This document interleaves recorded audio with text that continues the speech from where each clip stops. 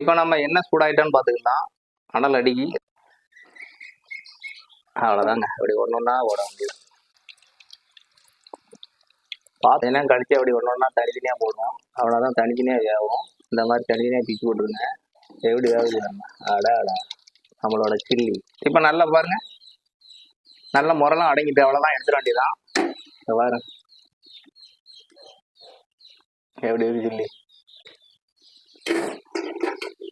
வா, அப்படியே போடும்போது கையில் ஒன்று ஒன்றா போயிட்டு, அதனால கொஞ்சம் கருவேப்பிலை உருகி போட்டு அவ்வளோதான். மணக்கும் கருவேப்பிலை. அடாடா, இப்போ போட்டோன்னா கருவேப்பிலை மணக்குதுங்க. டேஸ்ட் பண்ணி உங்களுக்கு எப்படி இருக்குன்னு நான் சொல்லிடுறேன்.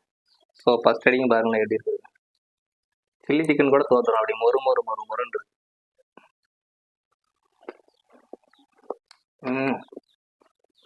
நல்லா மொறு மொறுன்னு அழகா இருக்கு.